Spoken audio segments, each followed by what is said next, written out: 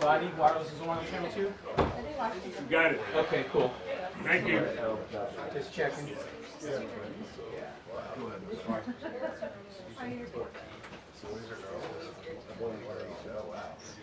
Out. Stand with us for a second. Yeah.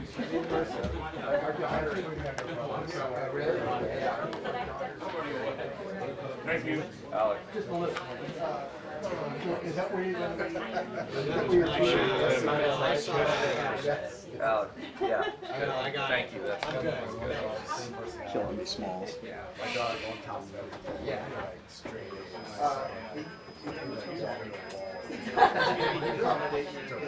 Typical boy, typical girl.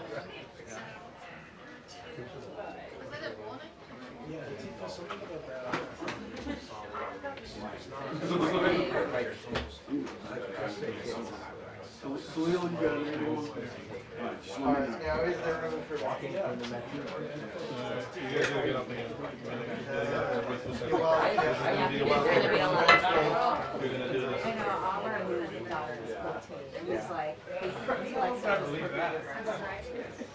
Yeah. You want to be here? You want to be here? Okay. You can use that stool. I'm going to go back there. Wait, what? Sorry, can I just? Wait a minute. Chris. What? You giving up your spot after that? Well, he's the ISP. Oh, Gracie, if you want to stay there, you're No, but I'm not going to stand next to you. Next Shamble boxes. No.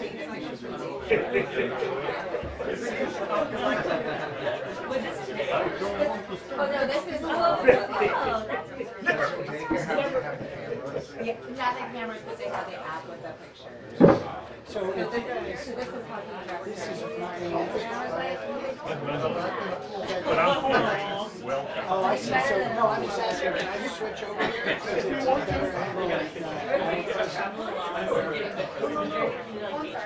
no, the reason why I came over here is because I was shooting at 2 minutes through like 4 cameras. Okay. Let's see how bad this is. And then, CNN's shot. And, but I had a pistol station. Strewn. Yeah, we can switch over there if you don't mind. Give me a second.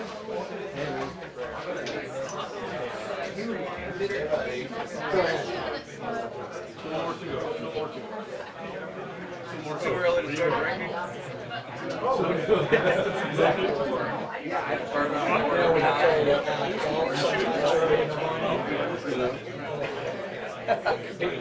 Yeah. Yeah, you're trying to enjoy yourself.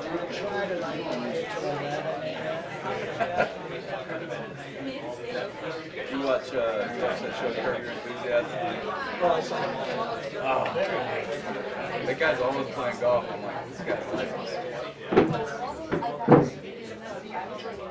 Guy's a billionaire.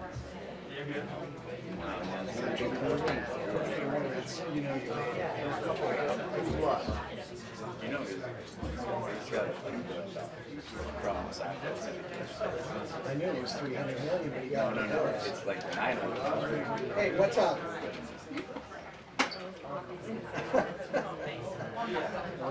Okay. It could be HR issue.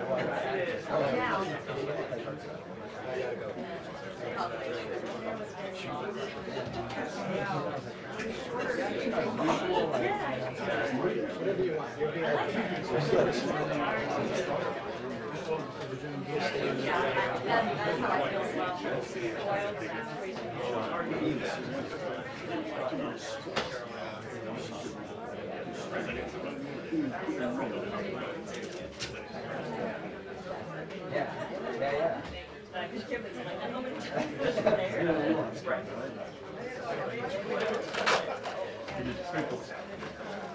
Yes, that's all that was.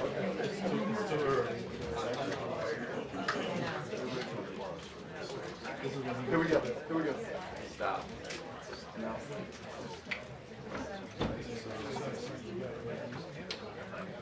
Regia, can I get an audio check on that? Hi, Steve Harper, 1, 2, 3, 4, 5. One more time? Hello, hello, hello. Again? One more time, Regia. Hello, mic check 1, 2, 3, 4, 5. Thank you. What are y'all doing back there? Oh my God. Whoa. Does anybody really need to know what we're doing?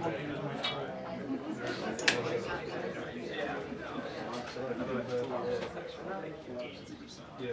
I mean, there are people. Our speaking delay denied. Here we go. You heard that? You're late tonight. Are you serious? Sources with deep knowledge on the Send front out. row. What? You just send it out on the full check. 9. Sources with deep knowledge in the front row.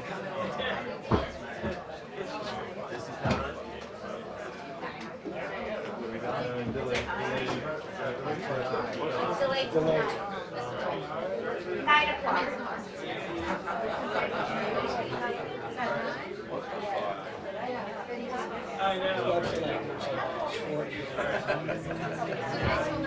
Yeah, update official. But that affects our pieces. How's the little one? Just sent you an email update delaying this until 9 o'clock. What's your name?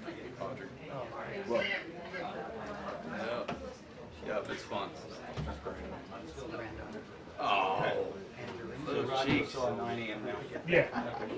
Thank you. I love that. Pumpkin. No, it's not. I don't have a chair. I'm not. I have no idea how that went.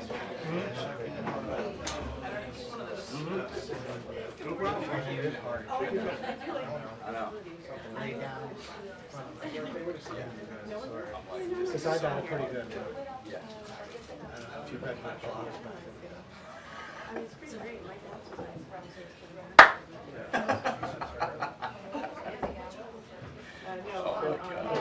Coach. So blue. Yeah.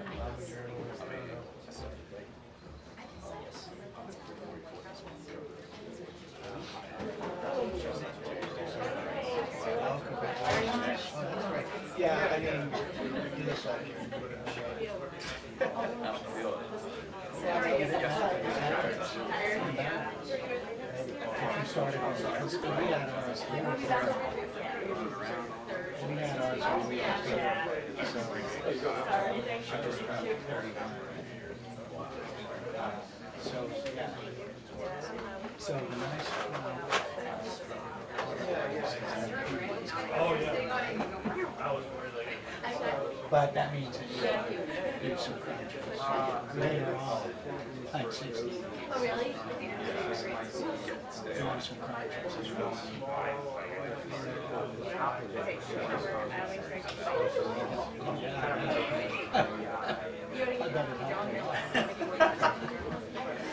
But He also has a NASCAR review, so if you look him up, you'll see him as it's NASCAR awesome. review.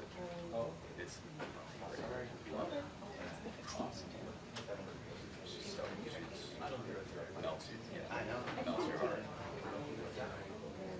Yeah, and then to have that happen 30 years later, another one is amazing.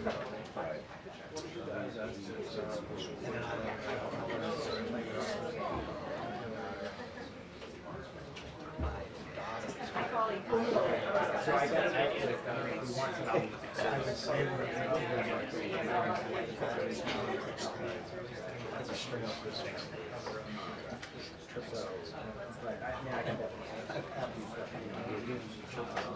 And right as I took a shot, one right in her mouth. Sorry, I didn't come up with much of my questions today yet. I said it to her.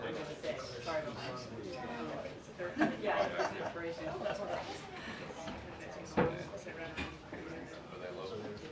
LA. But you know what? There's some, Santa Monica. There's so many I could do it. I could do it. I just like if we want like yesterday something.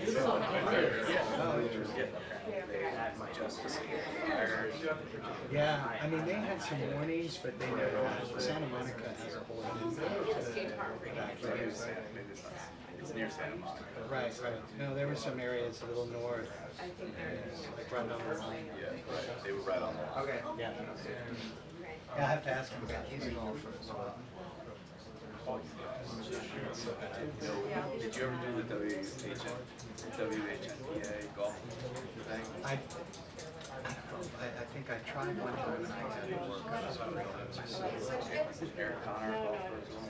Yeah, I remember like when I was real young, you know, we were just running around drinking beer and like best ball and like I came across you guys, their team,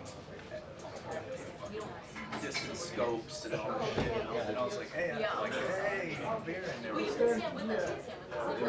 like dialed in. They won. Won the whole thing. Oh, right. I was like, gosh. Ed Lewis? He was there. I You mean, know him.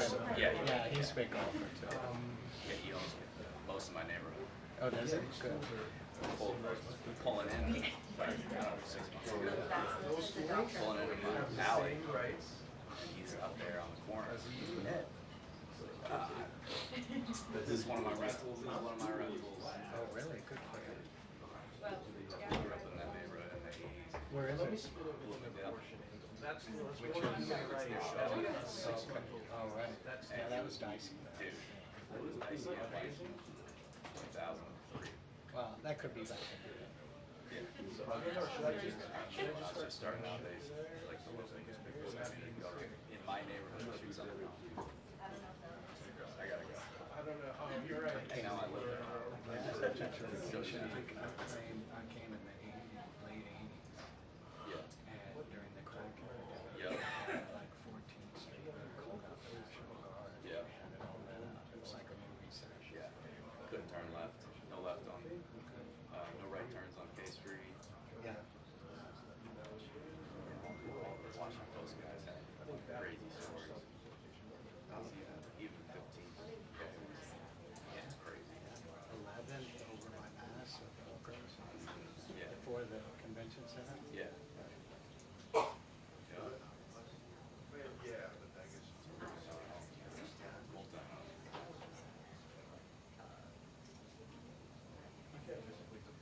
I came there back not that long ago, like some years back, and I saw it. I don't know. Maybe you can. Out on Doesn't seem very logistically. Yeah. True story. Takes a swing. I don't know. Ed Lewis? Yeah, takes a swing.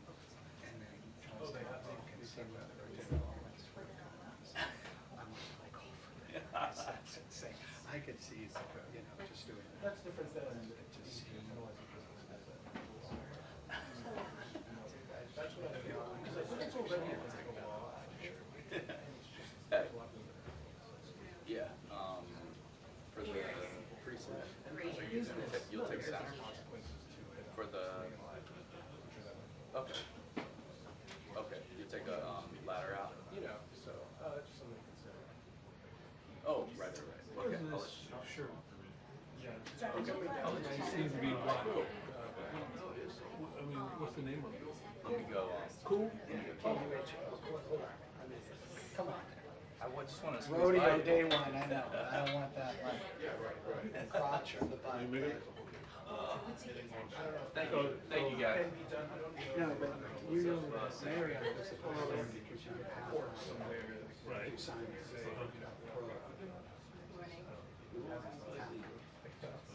That's why. What's half? The shirt was 80, it's 40. But I mean, it's great jacket, it's great range, it's great under layers for skiing. And it's relatively KUH. You don't know program, right? Oh, God, I hate to be that way. Okay, then. But I'm in. No, you're on. I'm gonna write on an email. Okay, thank you. Under no means. I'm not sure whether it could be a twin or a couple. Around down here looking like all these other. That hurts. I take it personally. Don't do that. That's the only thing. Even though I do need it. I don't want any trouble. Nah, look, man, I'm just a little guy over here in the corner. I'm just in the corner. That's why I have this spot here, because I know it could be a little dangerous. And I like to crank the bulletproof glass. You need more than that. Oh, you're not touching it. You just had that look. A fear in my life? No, that just coming through. It's all fear, trust me, it's fear in my life. You're loaded. In Las Vegas. Loved it.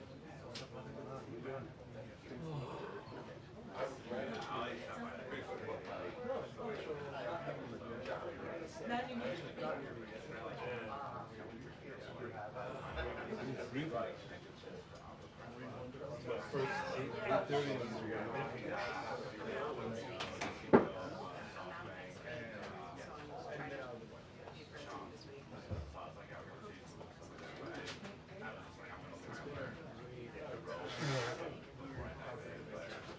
I had set up an art spot, and I had like 4 kids. Little camera on that. I couldn't see shit. Typical to the little camera was all over here. I don't know how that happened.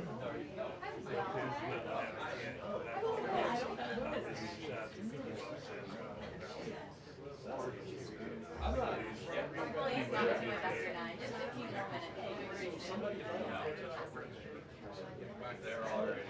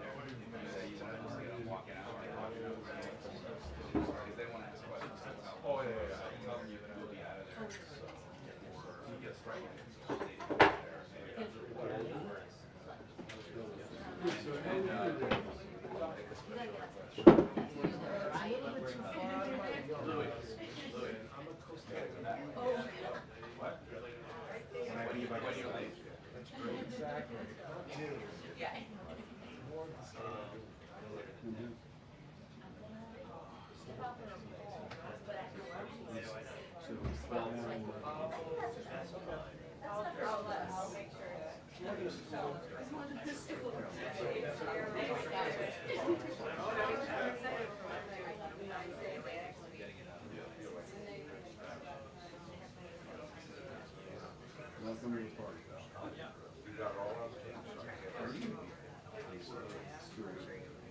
Everything's head on.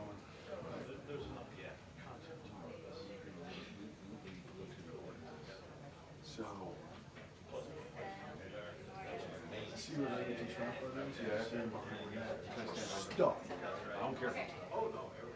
Somebody see it.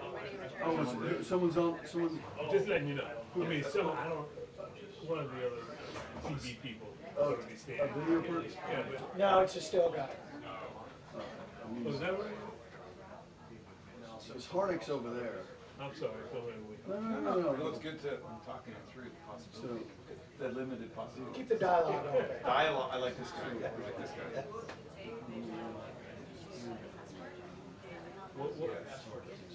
Whatever you do, don't hang a camera and let it fall. You did that.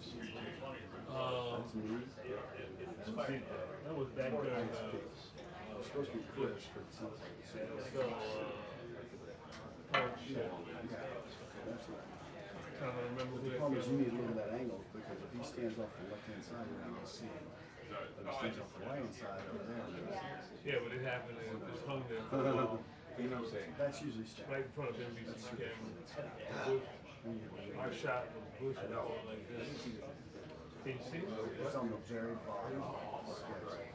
So we had to be routed out to I got it. CBS. Go ahead. Coming over?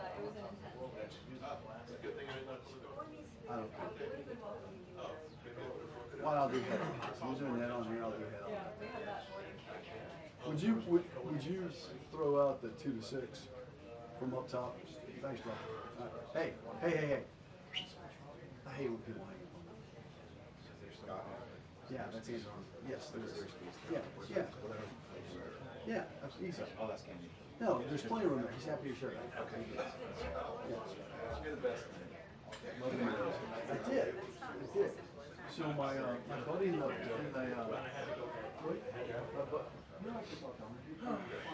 I gotta go put a ladder out for the next thing. Presets, I think. Or I'm gonna miss presets. No, preset. Yeah. Okay, good. So I should probably go put a ladder. Yeah. To what you can. I like that. Whatever. Do what you can. I was thinking, what you feel? Oh, I thought you said Same can. thing. What you feel? Misheard. Like a boat. Same thing. No, there is a difference.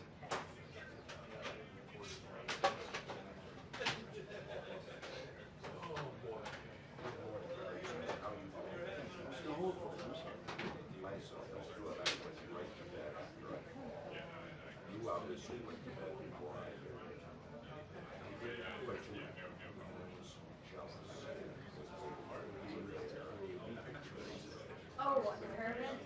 I'll check. I did see something about that. I'm not 100% sure if I'm gonna go.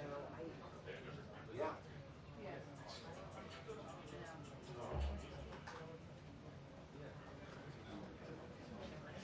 So thank you. No worries.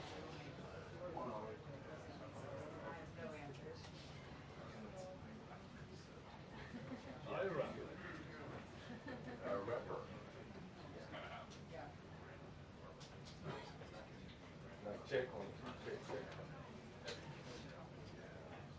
1, 2, 1, 2.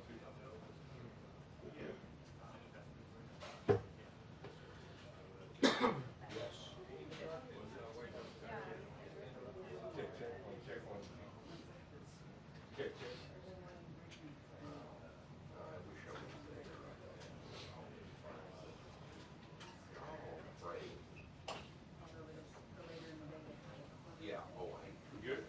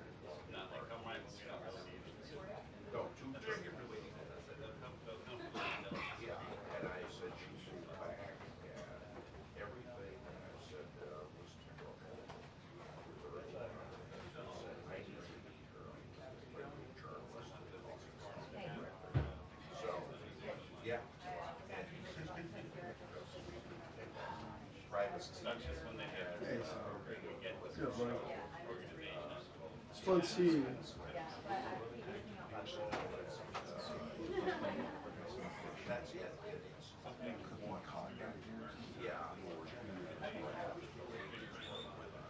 Just be thankful for the squid. I think cod is Lutefisk is the one. okay, when you're going into rare. Oh, I mean, you didn't even know what that was. No, I do not. You probably had it. Lutefisk.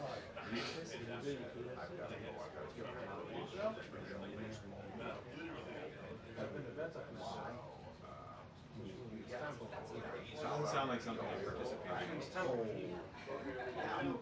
If it was in the overall, you could smell it. It is.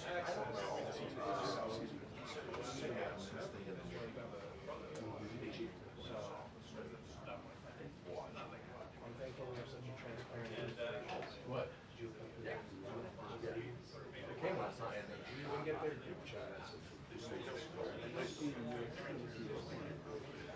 Virginia, for example,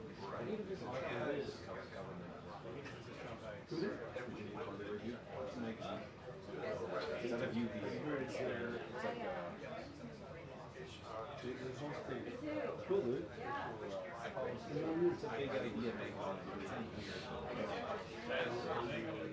Poetry, It's great. So you gotta keep an eye out for my friend's son's pumpkin. It is in Vancouver, but it's also his wife for his own story. They stayed on the file for it helps pay. And that's what it's about. Here. Here, I'm telling you, it's a deal for the area. Every state is giving you a It's not a good start.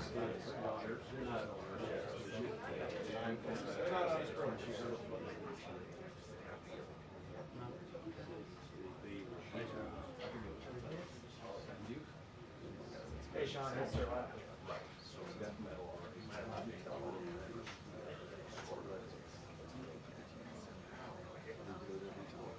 So they take them down. They can sue. Yeah, I like When did they actually? Two administrations do that. Really? No, it's, we don't have same.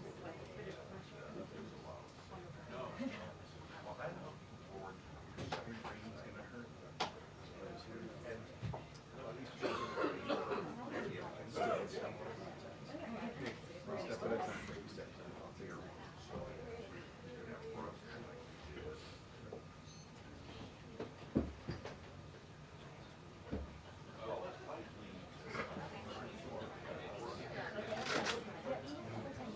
No, I know what you're saying, but that's. I'm not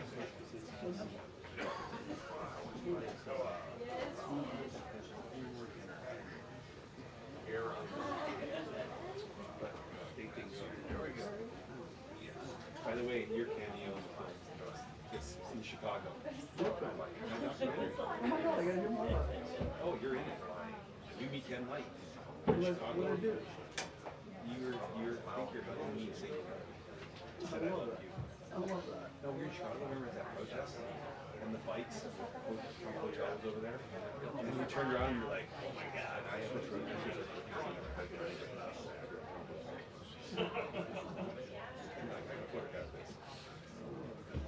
No, I've been shooting it. Well, I'm in the rock cut phase. Just around now.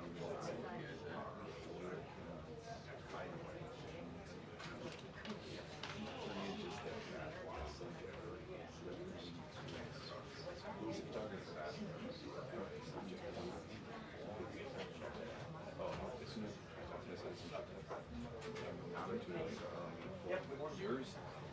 You might be like a cool guy.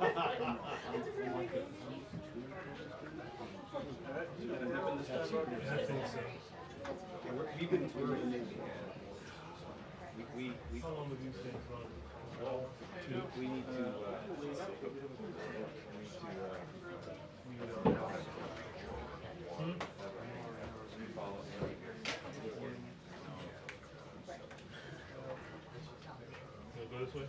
That's a stretching area. Hey, keep it Get down. that leg down. It's not wet. Anybody else want some back here? Oh, no. Andy's thinner. Andy's thinner. And Andy's got less hair though. Oh boy. Here we go. Here we go.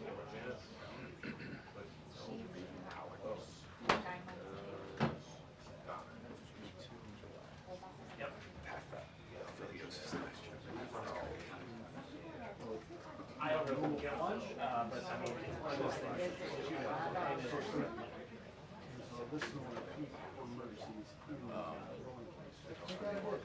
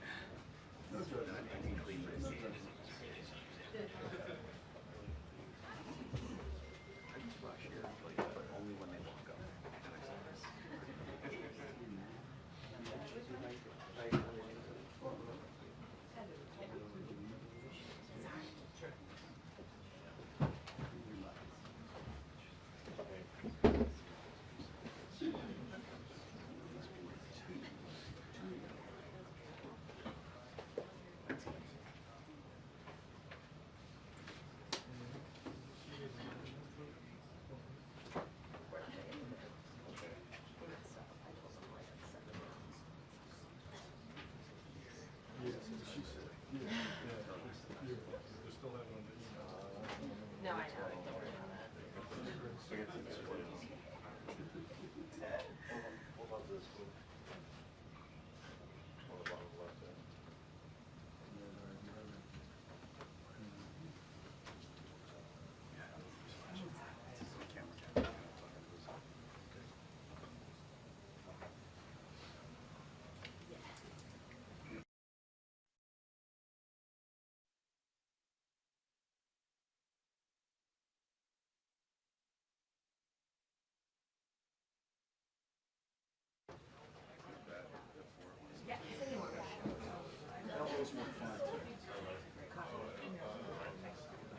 We got Quick check, Alicia.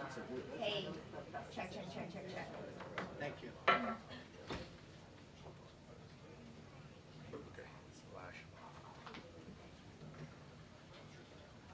Peter?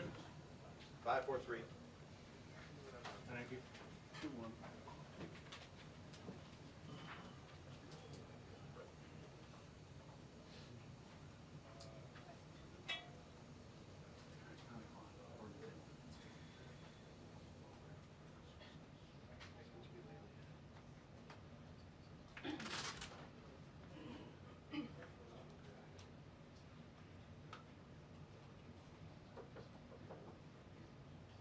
Sir, no pictures. No pictures. Not allowed to take pictures. Dana and Bill, good morning to you both. Any moment now, we expect to hear from the White House Deputy Chief of Staff Stephen Miller, as well as the Press Secretary. The focus, I'm told, is going to be on the Department of Government Efficiency, or DOGE, savings that have happened within the first 100 days. This program, which has certainly generated a lot of attention, both pro and con up on Capitol Hill and with the public, is going to be focused on what they've been able to save so far. While we've seen a number of Democrats say that they've taken a machete to many government programs, the administration says it's also found a lot of waste, fraud, and abuse that it wants to highlight. So I would expect in the briefing, we're at least going to hear that off the start of where money has been saved. Of course, the number one issue on so many people's minds, whether it be in polling or as we talk to people, is the economy. The White House still facing a lot of questions about its trade policy. The president just yesterday, once again, defending his tariff policy. We heard from an economic advisor this morning who said it's very possible a trade deal could be announced, or at least developments on a trade deal announced by the end of the day today, but it was only a tease, no guarantee either way. The White House has been facing a lot of questions, though, about its economic strategy, given some of the economic news we've seen just within the last 24 hours. The latest GDP news showing that the economy shrank in the first quarter ever so slightly. We had new numbers out this morning showing weekly jobless claims also up a little more than expected. Even places like McDonald's seeing same-store sales fall within the first quarter. So whether or not this is a broader economic indicator of where things stand with the U.S. economy or just kind of nitpicking, we'll be looking to get the White House's comment on that. There also was major news overnight as the U.S. and Ukraine reached this minerals deal, which has been talked about now for months. Treasury Secretary reaching a deal with Ukraine's economic minister that would essentially allow the U.S. to eventually gain investment access to what Ukraine is able to offer. The Ukrainian government has been very eager to keep U.S. investment in the country as it's continuing to fight with Russia, and we obviously know that the administration has been working to create some sort of peace deal eventually. There's been a lot of talk about could this actually happen anytime soon. The Ukrainians are saying that they hope this is the first step to continue U.S. involvement as they try to defend their country. We also expect a lot of focus to be on the president's first 100 days. He's going up to, I should say going down to the University of Alabama tonight for a commencement speech. He'll likely talk about what he's been able to accomplish within his second term. We have seen that PR blitz all week, Dana, Bill, as they have brought out cabinet secretaries, the president himself in the cabinet meeting just yesterday, asking for updates on where a number of issues stand. We've heard from the Attorney General, from the Secretaries of Treasury and Defense, but obviously so many of the questions today will be focused on the economy, not the news I just talked about. Bill and Dana.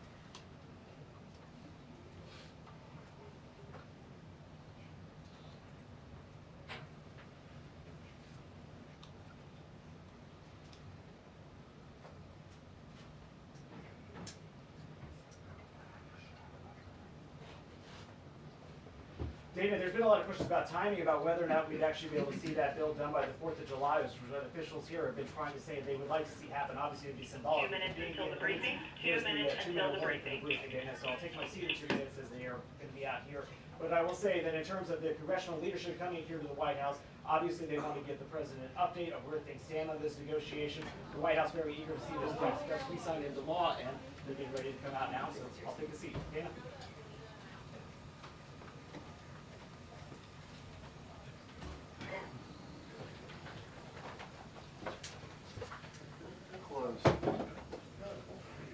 Not good.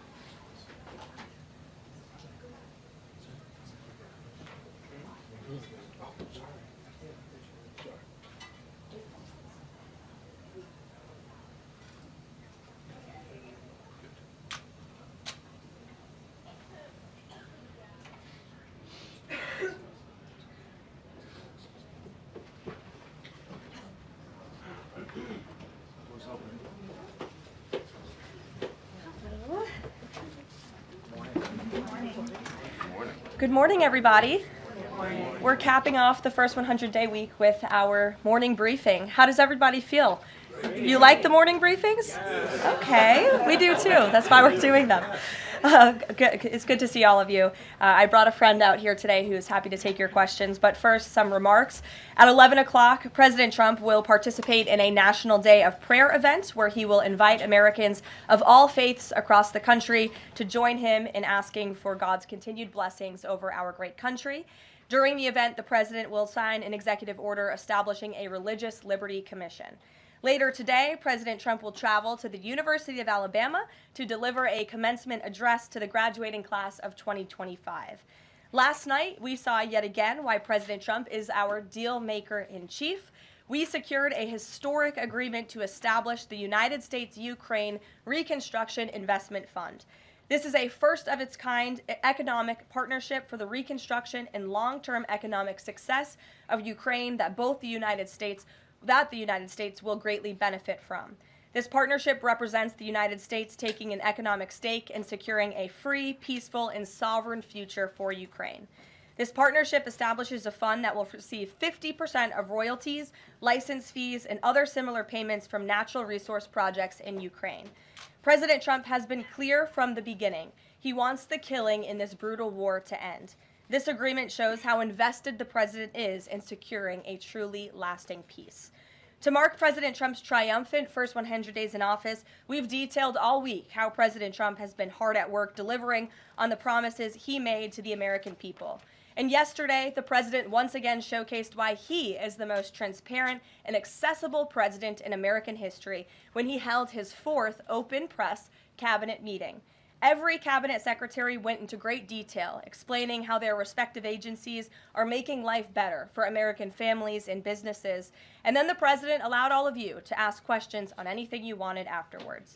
One of the main reasons President Trump won nearly 80 million votes, swept all 7 battleground states, and received a resounding mandate from the American public is because of the contrast he presented during the campaign and continues to this day.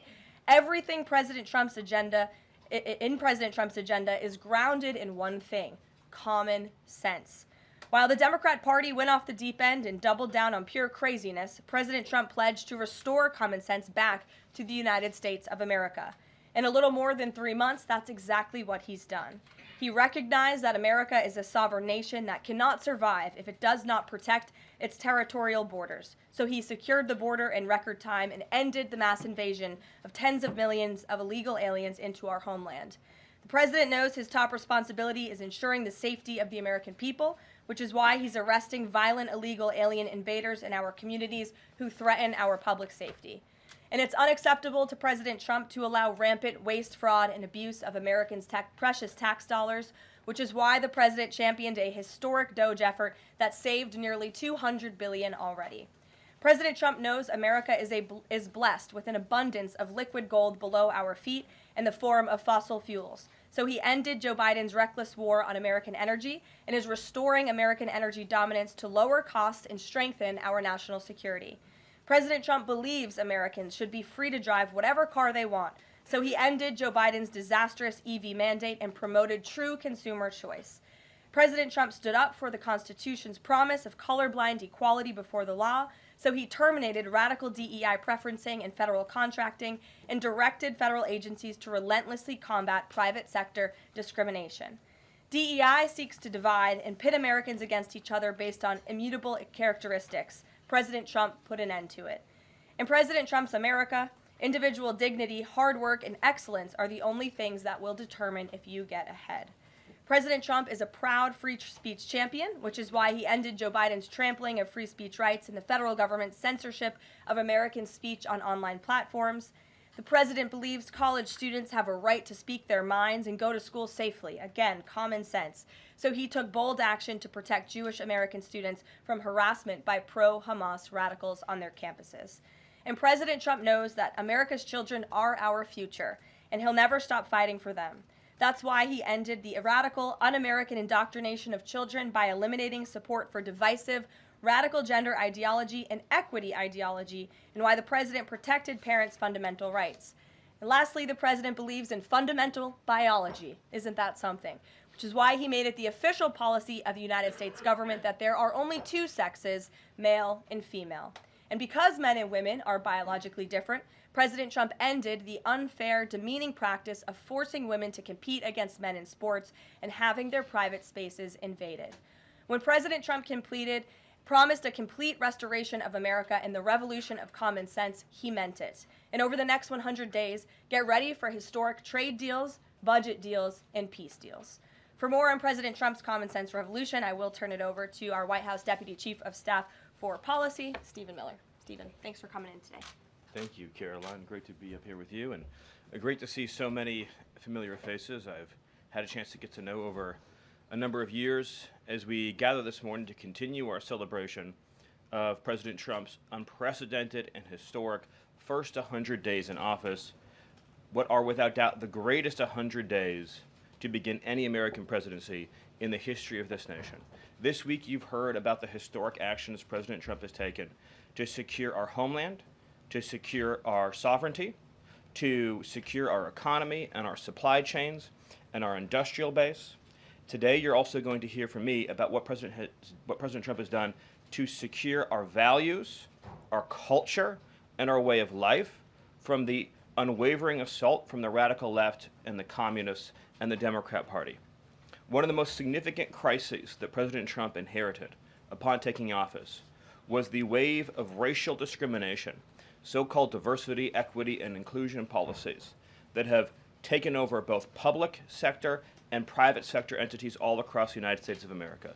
Perhaps the most dramatic example of this is that our air traffic controllers were being hired and promoted based on race and gender, not their ability to conduct our nation's air traffic. I would estimate that probably 90% of Americans would agree with the statement that airline safety should be based on your ability to keep, airline safety jobs should be based on your ability to keep planes landing and taking off and flying safely, not on what demographic box you check. President Trump has ended across the entire federal government all hiring, recruiting, retention, promotion, and training based on race and sex. This includes in our law enforcement agencies. So again, when we took office, even in sensitive law enforcement, national security, and intelligence agencies, we were hiring individuals not on their ability to carry a weapon, not on their ability to keep Americans safe, not on their ability to conduct sensitive intelligence operations, but based upon race and sex. And obviously, that is unacceptable. It's going to be merit-based across the whole federal government. But this wasn't just the federal government. This was the private sector, and this was also, of course, our entire university and education system. So President Trump's Department of Justice, working with other departments and agencies, have made clear that this administration is going to fully enforce Title VI, Title VII, and Title IX of our Federal Civil Rights Code. Discrimination based on race and sex is prohibited by law, and this administration will vigorously enforce that. And companies, small or large, that violate plain text of federal statutes will face appropriate financial and other penalties. This administration is not going to let our society devolve into communist, woke, DEI strangulation. We are going to have a system of merit, which is not just a social and cultural issue, it's an economic issue. When you hire, retain, and recruit based on merit, as President Trump has directed, you advance innovation, you advance growth, you advance investment, you advance job creation, you create the best and safest product for all Americans. When a citizen goes to, say, a hospital in a medical emergency, they don't care what race or sex their doctor or their nurse is. They want the best treatment they can get in that emergency. When they're flying a plane or when they're on an aircraft, they want that pilot to be the best pilot, the safest pilot, not caring what that pilot's race or sex is. This applies across the whole government. In particular, looking at our university system, this administration has opened investigations into universities across the country for violating, and we talk a lot about Supreme Court rulings, universities across this country are in plain and direct violation of the Supreme Court's ruling that affirmative action, as in racial quotas and set-asides, are illegal. Students must be admitted to universities on a color-blind basis. But we have demonstrated through clear evidence that our university system, including our medical schools, and perhaps particularly our medical schools, are engaging in race-based discrimination, racial set-asides, racial quota schemes, and other efforts to evade the Supreme Court's ruling, and again, the plain text of federal statute. So universities are on notice, and universities are already facing the financial consequences of their noncompliance with federal law. The clearest example that we're all familiar with, of course, being Harvard, which is engaged in repeat, systemic, and sustained violations of federal civil rights law. Another area of civil rights law that we talk about a lot, of course, is Title IX, sex-based discrimination. And this administration ended the Biden administration's policy and the Democrat Party's policy of allowing men into women's sports. men into women's spaces. We are using every single legal and financial tool we have at President Trump's direction to make it clear that schools and universities are and will lose federal funds, as you've seen in Maine, if you allow men to invade women's sports and women's spaces. And this applies to our whole K-12 system. The Department of Justice is also coordinating with state and local law enforcement to fight child abuse in our school systems. It is child abuse to change a child's gender, particularly if you do not inform the parents. In other words, if a 5-year-old or a 6-year-old goes to school, or a 7-year-old goes to school, and the teacher tries to turn the boy into a girl or the girl into a boy, that is child abuse. And this administration is treating that as child abuse. And it is a gross violation of parental rights. This also includes the administration's message to our hospital systems that they cannot and will not be allowed to use taxpayer dollars to perform chemical castrations and sexual mutilations of children. Castration surgeries, castration drugs, sterilization treatments of children are barbaric. They violate all sound medical ethics. They are completely unwarranted. They harm children for life irreversibly. It is child torture. It is child abuse. It is medical malpractice. And so the Department of Health and Human Services, under the leadership of Bobby Kennedy, as well as the Department of Justice and other departments of this government, are making clear to our medical providers and our hospital systems that you cannot use taxpayer dollars to perform these barbaric procedures on America's children. And HHS has systematically updated and eliminated all of the junk, fake science that was produced under the Biden administration promoting sex changes on children, promoting the idea of sterilizing children. That's been cleaned out, that's been removed, and new guidance is being issued to doctors and hospitals advising them that they cannot perform these horrifying procedures, these irreversible procedures on our nation's children. We are also making clear in our prison system, male prisoners will not be allowed into women's prisons. The Biden administration promoted prison rape by putting men into female prisons. That is obviously insane, cruel, and unacceptable. And even though the Democrat Party and Hakeem Jeffries and the Democrat media continue to fight to put men into women's prisons, this administration will not allow that. And will not allow men, as well, in our K-12 system, into women's private spaces and restrooms. We have seen horrifying example after example of young girls being sexually assaulted because school districts have allowed men into women's and girls' private spaces. This administration, President Trump, is at the forefront of protecting women and protecting girls. And nowhere is that clearer than when we are talking about fighting radical gender ideology. This administration is also fighting to get critical race theory out of our school districts. Children will be taught to love America. Children will be taught to be patriots. Children will be taught civic values for schools that want federal taxpayer funding. So as we close the Department of Education and we provide funding to states, we are going to make sure that these funds are not being used to promote communist ideology. For any nation to be successful, it cannot teach its children to hate themselves and to hate their country. So these are a few of the areas in which President Trump has fought the cancerous communist woke culture that was destroying this country, where we were led to believe that men were women, that women were men, that racial discrimination was good, that merit was bad, and that safety and physical security mattered less than the feelings of liberal ideologues. The president has also fought to return the Department of Justice to its core mission of protecting public safety and locking up violent criminals, instead of using the Department of Justice to target conservatives, to target Christians, to target people of faith.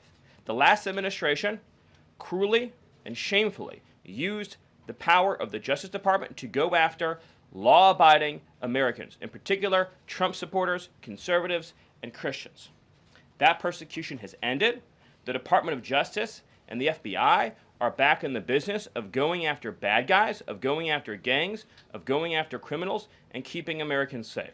Let me just conclude before taking questions by noting that when you look at the sweep of the first 100 days, every single crisis that has afflicted America for years, sometimes decades, sometimes generations, this president has fought head on.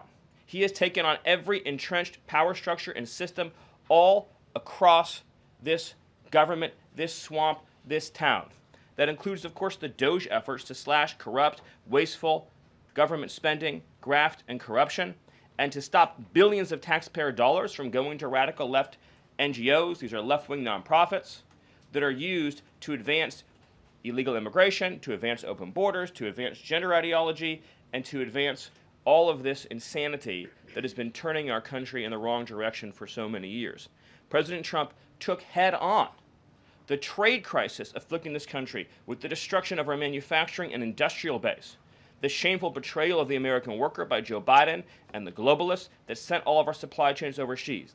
He took head on the catastrophe of mass, unlimited illegal immigration that was turning us into a failed third world state and achieved the lowest level of illegal immigration in recorded history without even a close second. He took on the economic crisis afflicting this country by reopening American energy, by defeating inflation, by lowering gas prices, by ending the onslaught and reversing the onslaught of federal regulation, by reopening coal, shale, oil, natural gas, and fighting now for the largest tax cut and reform and the largest deregulation reform and the largest energy reform in American history. These are just some of the things that have ushered in the new golden age, along with his fight to restore the peace that we had for 4 years under the previous administration before Joe Biden sunk this planet into bloodshed and war in the Middle East, in Europe, and rising tensions in Asia. President Trump, in every area of conflict around the globe, has been fighting to restore peace, security, stability, harmony. So he inherited an economic catastrophe, a border catastrophe, a public safety catastrophe, and a cultural catastrophe. And in every case, he has reversed those catastrophes and brought America into the new golden age. So I thank you for your time, and I look forward to any questions you have. Awesome. Thank you, Stephen. And as always, we'll start with our new media seat today. Chris Bedford from the Blaze Media. Why don't you kick us off? Thank you very much. Stephen, what is the end goal of the China tariffs right now? Is the idea to open up the Chinese markets through a deal to a better market for exporting American goods to China, or is it a reconfiguration of global trade in a way that isolates China from free countries? Go. So China is a unique situation, obviously. The president has talked at length about what happened to us economically since China's entrance into the World Trade Organization and the trillions and trillions of dollars of trade deficits that we've racked up with China over the period of that time, and what that's meant for our national security, what that's meant for our economic security, what that's meant for our supply chains. Obviously, right now, the Secretary of the Treasury is in the process of developing a plan that will answer the questions that you're talking about, but the president's goals have been very clear on these points, which is that he is not going to allow China to continue to steal our intellectual property, to continue to illegally dump and subsidize their goods in our markets, to manipulate their currency, to rack up an unsustainable trade deficit. We need to have a trade relationship with China that does not do harm to our nation's economic and national security. And that has to be the guidepost of any objective. At the same time, tariffs will bring significant revenue into this country that will allow us to pursue our dramatic plan of tax cuts and reforms. Awesome. Great. Bloomberg, go ahead. Hi. First thing as well, similar to that question, I'm curious, Kevin Hassett, when on CNBC this morning, said that they were expecting some sort of news on tariffs by the end of the day. Do you have any insight into that? I don't want to get ahead of any announcement, but I'll just reiterate that right now, countries from all over the world, because of President Trump's leadership, are desperate and dying to make trade deals with the United States. We're going to evaluate each of those deals, and President Trump is personally involved in making sure that these negotiations serve only one interest, which is the interest of the United States of America, and we'll end up with a deal in these cases where, yes, the other countries, obviously, will have their own demands and their own interests, but nothing will go into effect that doesn't serve the interests of America and the American people. Thank you. Stephen, this morning GM is putting a dollar figure on how much the president's tariffs will impact the company. The CEO says tariffs will cost GM between $4 and $5 billion this year. The CEO of Ford says he can't commit to not raising prices because of tariffs. Is the administration open to doing more to give automakers relief? The question, unfortunately, misses the entire point, which is that U.S. automakers have announced dramatic investments and expansions inside the United States. American auto plants are growing, they are expanding, they are opening new facilities, they are expanding existing facilities that are already in operation, because it is now the case that for the first time in our lives, that American cars receive preference in America's markets. The U.S. auto industry used to control the entire world. I believe the number during the heyday was that 70% of all cars in the world were made in Michigan. And now, of course, we've become a tiny fraction of the global market. And the reason for that is because the United States opened its markets to every single foreign cheater and every single foreign nation that subsidized its goods on the face of the earth, and their markets have been closed to ours. Japan closed their market to our cars. The entire EU closed their market to our cars. South Korea closed their market to our cars. All of the countries I just mentioned have tens of billions of dollars of annual trade deficits in automobiles with the United States. These are supposedly pure nations, nations that have at least a somewhat equivalent per capita GDP. So it is impossible under the terms of fair trade, if you have two nations with similar per capita GDP, to have such uneven trade flows in automobiles. What the president has done with his car tariff, we have the most desirable market in the world, is if you want to sell cars tariff-free, tax-free to our market, your plant has to operate in the United States. The only alternative to that is to have no U.S. automobile industry whatsoever, which is where this was headed, to be clear. If we stayed on this current path, within a few years, there would have been no U.S. automobile industry. And what little was left of it would have been in Mexico.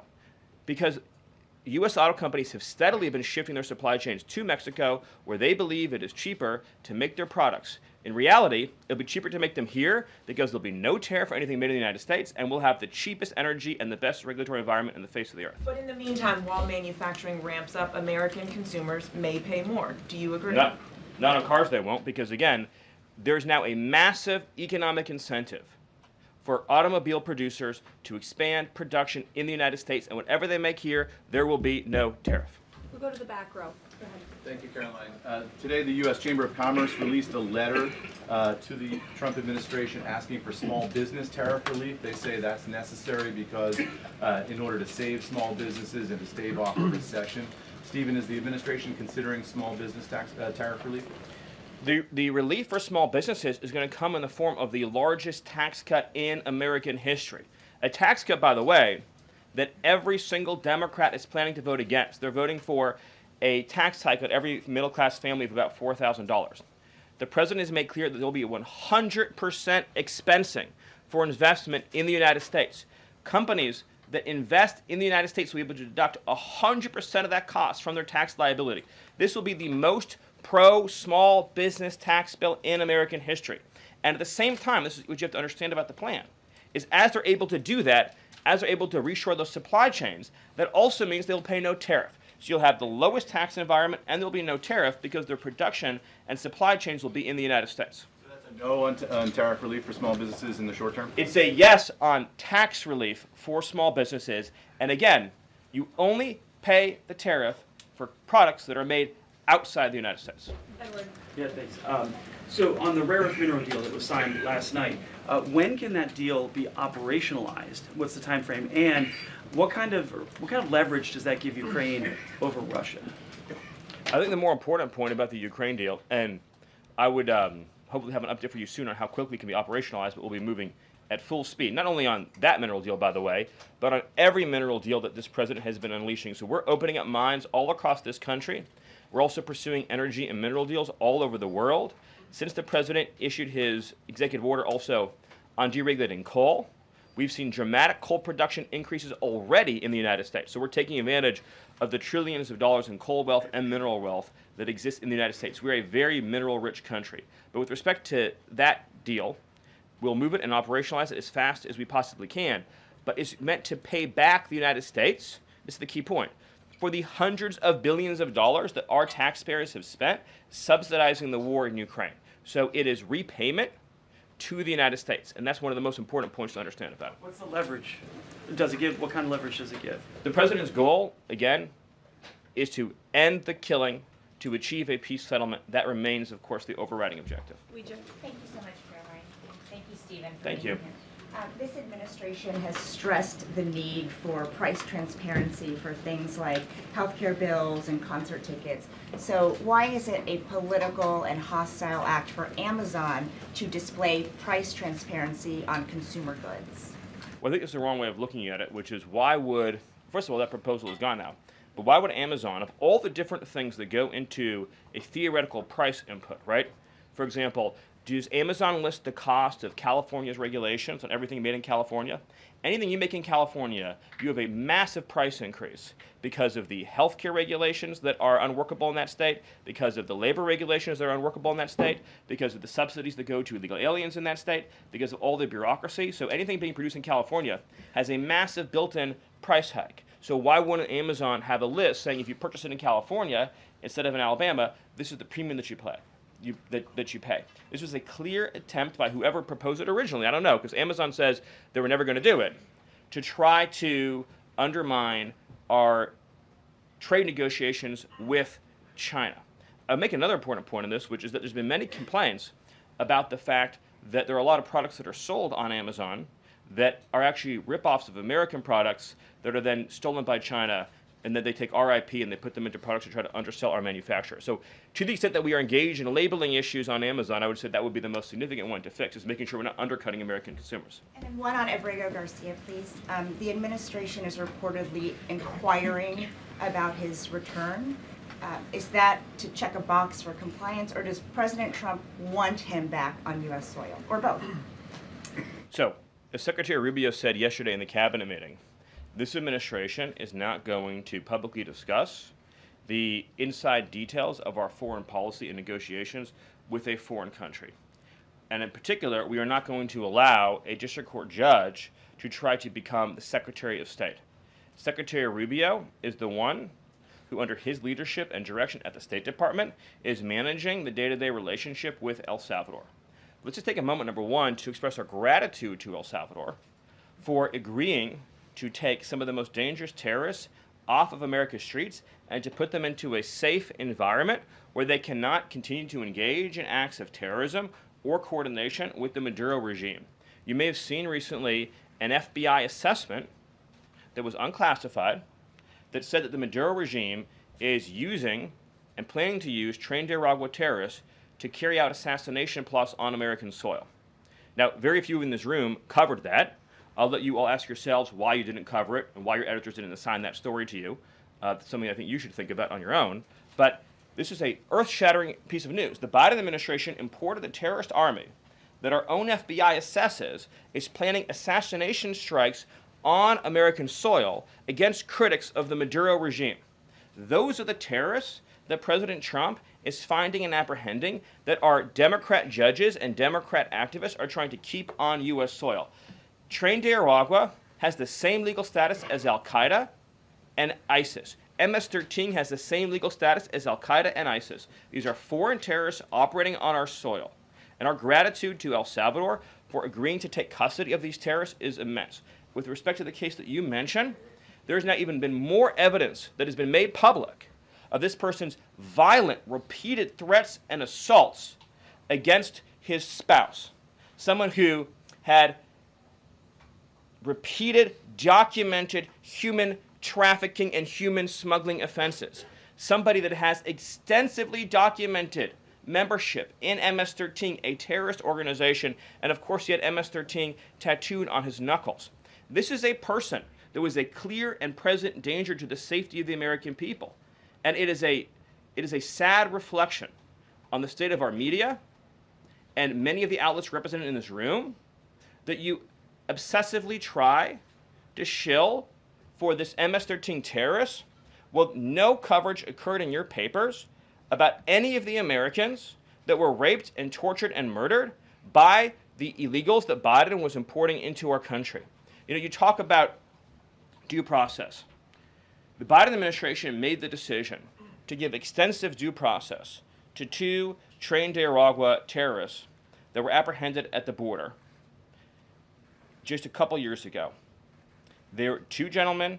They were from Venezuela. They were members of Tren de Aragua. The Biden administration Border Patrol apprehended them and made the decision to provide them with extensive due process, put them onto a program known as supervised release, and put them on ankle monitors so that they could go through a lengthy legal, judicial determination as to whether these legal aliens who had just set foot on U.S. soil might want to live in the United States for the rest of their lives. What was the result of that decision? What was the result of that choice that was made? Those two men kidnapped a young girl named Jocelyn Ungary from her family. They beat her, they sexually assaulted her, they tortured her, they stripped her, they murdered her, and they dumped her body. That is what the Biden administration's policy was. Most of your papers never covered her story when it happened. To the extent that you covered it at all, it was because President Trump forced you to cover it by highlighting it repeatedly over and over again. He had to shame you into covering it. And each and every one of you that sides over and over again with these MS-13 terrorists, to the extent that you have the financial means to do so, you all choose to live in condos or homes or houses as far away from these kinds of gangbangers as you possibly can. If I offered any one of you a rent-free home with no taxes to pay in any of these gang neighborhoods, and I said your neighbors are MS-13 terrorists or Mexican mafia or Sinaloa cartel or Tren de Aragua, I couldn't pay you to live there. But yet you, with your coverage, are trying to force innocent Americans to have these people as their neighbors, and that one day their daughter may be abducted from their home and raped and murdered. So you're not going to get an ounce of sympathy from this administration or President Trump for the terrorists who've invaded our homes and our country. Awesome. Thank you. Peter, we'll take a couple more questions. A couple questions on Doge, of course, because that's the topic that you're here to speak about. But I want to ask you one other question about the topic of prices. We heard from the president on this just yesterday, right now, on prices and the risk that there could be some short-term, as he said, shortages. He was referring specifically to dolls. What do you tell Americans right now, Stephen, who say they can't afford to, in the president's words, be patient? Americans who voted for President Trump on his promise that he would lower prices across the board on day one. But he did lower prices across the board on day one. Well, grocery prices last month went up 0.4%, of course. So I mean, just across the board, not exclusively eggs. Inflation, as you would acknowledge, is down substantially. Gas prices are down substantially. The new GDP report showed a 22% record increase in investment in the United States of America. So all of the, and don't even, egg prices, of course, which was all you guys talked about for a few days, I think are down like 80%. The reality is that we can either surrender economically to China, or we can reclaim and reshore our manufacturing base and our industrial needs. And it's not just China. In the event of any national emergency, this is the president's first duty as commander-in-chief. In the event of any national emergency, we cannot be reliant on foreign countries for steel, aluminum, energy, technology, any of the essential components that we need to keep this country running. He is fulfilling his duty as commander-in-chief that every president before him had failed to fulfill or even actively betrayed. And despite inheriting all of this, as I mentioned, inflation down, jobs up, and particularly, by the way, jobs for American workers. So for the first time, you look at these jobs reports, the government workers are going down, which artificially, of course, increased previous job totals. The employment of non-citizens is going down. The employment of American citizens is exploding. Remember, all the job gains during the Biden administration, so-called gains, on net were for foreign workers. So if you look at the stock of American workers over his whole administration, they lost jobs on net. So if you're an American worker, you lived through 4 years of a Biden depression. That was the economic reality that now the President Trump is rescuing. And again, if you make your product in America, there's no tariff. And as we develop advanced manufacturing techniques, increased AI, increased robotics, it'll be cheaper and cheaper and cheaper to manufacture in America. But to be clear, you said that prices have gone down across the board. The president himself acknowledged that on toys you may end up paying, on dolls he was referring to, you may end up paying a little bit more right now. So in terms of he was making the point that I think almost every American consumer agrees with. If they had a choice between and I'm a parent of young children, you had a choice between a doll from China that might have, say, lead paint in it, that is not as well constructed as a doll made in America that has a higher environmental and regulatory standard and that is made to a higher degree of quality. And those two products are both on Amazon, that yes, you probably would be willing to pay more for a better made American product, but here's the key point. With the tax cuts, the regulation cuts, the energy price decrease, and everything else that President Trump is doing to unleash this era of American prosperity and prevent the road we were on to get off that road of financial ruin and doom, means that it will be cheaper than ever to make and manufacture in America. I think that answers your question. So I'm going to do one more. Stephen, can I just... Can I ask the Doge question? Can I ask about Doge? Peter, we just gave you 2 questions. Brian, go ahead. But I'll wait. That's okay. Thank you. Last night, Kamala Harris delivered her first major speech after losing the election. She attacked Trump personally, attacked the policies. Any comment from the White House on that? Well, I think it was a great reminder to the American people of just how blessed we all are that the leader sitting in the Oval Office today is President Donald Trump and not President Kamala Harris. It was a helpful reminder of just what a travesty and a tragedy that would have been. It would have been the end of America. And it gives me a chance to bring this whole thing home. If we continued on this road of radical regulation, choking off American energy, sending our supply chains to foreign countries, taxing our economy to death, pushing this cancerous woke ideology on our children, ending merit, ending scientific innovation, ending public safety, allowing, everyone goes to the stores these days, everything's locked up, criminals roam free, law-abiding citizens under the previous administration were punished while gangbangers were given red carpet treatment. Democrats, of course, are still giving gangbangers red carpet treatment. And then the border invasion. If those policies had continued, it would have been the end of the American Republic. And the only thing Americans want to hear from Kamala Harris is an apology for joining Joe Biden, and remember, she was the border czar, joining Joe Biden in aiding and abetting the invasion of our country. And we're never going to stop talking about this, because what they did to this country is unforgivable. It is an eternal stain on the Democrat Party.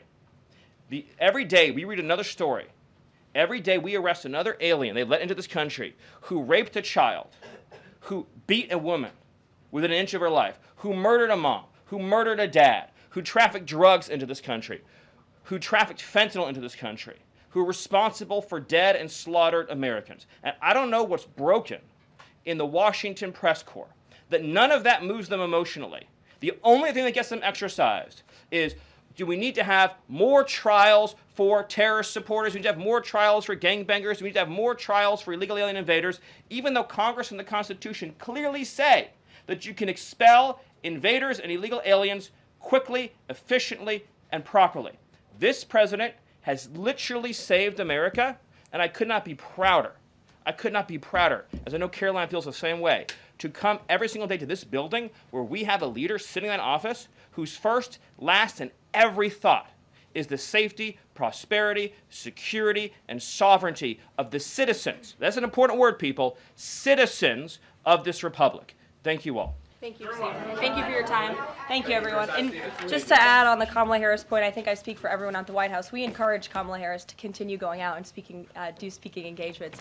You'll hear from the president at 11 o'clock. See you guys later.